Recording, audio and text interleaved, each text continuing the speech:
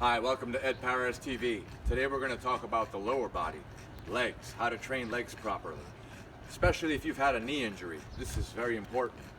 When we're getting ready to do a squat, the reason why so many people's knees hurt is because they let their knees wander further forward than their toes. Now watch when I get into the squat position. My knees will not go further forward than my toes. So you want to make sure that your knees are always at a straight line from your toes. So that way, when you're doing the squat, you don't put the kind of strain on your knees that people often complain about, especially if they've had a knee injury. When you're doing squats, depending on where you place your legs, if you have them close together like this, that works the quadriceps more. If you go wider, that works the inner thighs more. And if you put in that extra little thrust in the front, it's gonna get your glutes involved more too. So keep that in mind when you're doing your sets of squats. Now for beginners, I would say 3 sets of however many you can do before you start feeling like you're going to fail. Reaching the point of muscular failure, no matter the exercise, no matter the body part, is really the point.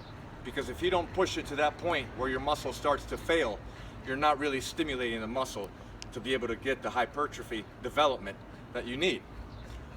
Now, depending on what you want to do with your legs, just make them stronger or make them bigger, will change the approach as well.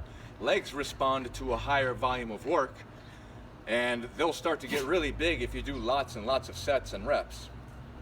And for martial artists like myself, that's not good because you don't want to create drag time, especially for a Wing Chun practitioner like myself. We don't chamber our kicks. The kick goes directly from the floor to the target. So that whipping motion to get it there is not going to be beneficial to have big thighs, very big thighs to do that. So what I do instead is I train in a less amount of work, but with lots of resistance to develop the white muscle fibers to be able to do that. All right, so you can do your squats, making sure not only that your knees don't go further forward than your toes, but make sure your back is straight and even slightly arched with your shoulders back. One good way to guarantee that that happens is, Wing Chun guys are going to recognize this, make sure you get your fists back here up. You see this in the forms. All 3 forms have this position. A lot of people get lazy and let the fists get down here, but if you bring them up here, that automatically puts your spine in the right position to squat. And you can squat like this. You can carry on with this position, even if you're doing just lunges. Here's another good exercise for your legs. If you're a little bit stronger than the person who just does squats with their own body weight and no bar on their back, you might want to move on to one-legged exercises like the lunge. So here's a lunge. A walking lunge. I would have liked to have done this in the sand at the beach during my vacation, but there was too much wind and the mic would have picked up the wind and you wouldn't have heard anything I said. If you don't want to do lunges, you're bored, you want to change it up, do one-legged squats. Find yourself a step in your house. Hold on to the railing just to make sure you don't tip over or fall over. You can go down deep like this, real deep. Knee never going further forward than the toe. And go up.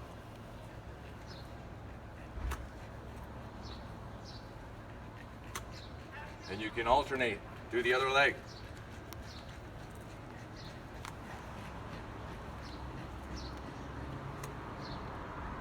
So you see, going down that deep gets the glutes. And I hear a lot of people say they want to tighten up that booty. Well, there you go, that's a good way to do it. There's another kind of squat you can do. They call it the sissy squat. Funny name, but it works. You hold on to something like this, it'll get the front of your legs, just the quads, and just let yourself dip like this. And come up. Dip. And come up.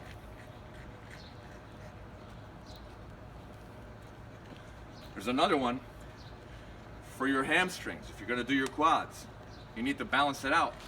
and get those leg biceps developed.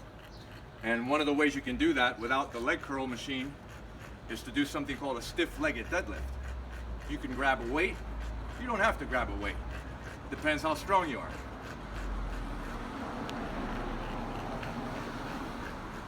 Then you go down and up to about here.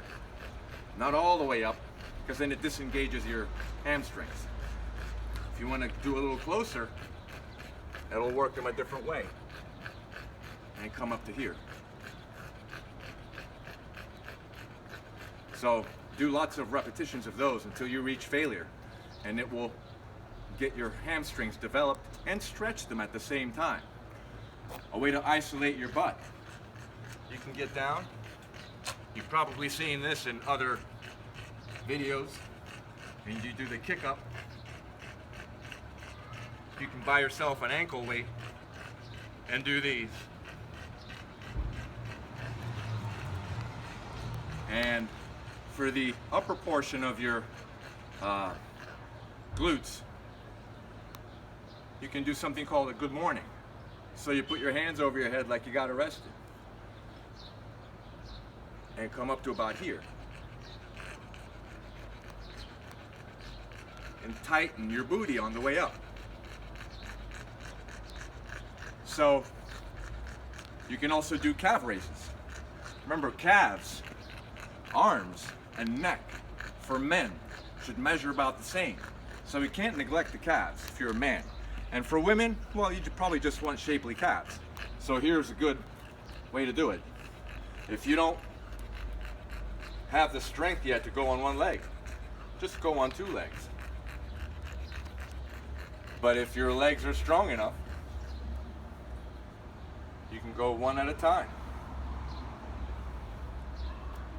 And these are all things you can do at home before you even join a gym. Because I hear people say, oh, I'm embarrassed to go to the gym. I can't do anything. You know, people are going to look at me funny. Get over it. It's really not that bad. People aren't even really paying attention. And one of the things you can do, too, if you want to eliminate any of that paranoia in your head, nobody's paying attention anyway, but if you want to just get rid of that paranoia, make yourself stronger at home so that when you get to the gym, you're going to be all right. You won't have to worry about anything. Okay, so I hope this was helpful. It's half the body. It's going to go a long way to keeping you lean because your metabolism is going to be racing after you train your legs. It'll also stimulate the production of the growth hormones that have been dormant in you since you were a teenager. So that also promotes leanness. So I'll catch you later next time on Ed Paras TV. If you like it, please dig it, share it, subscribe. Catch you later. Peace.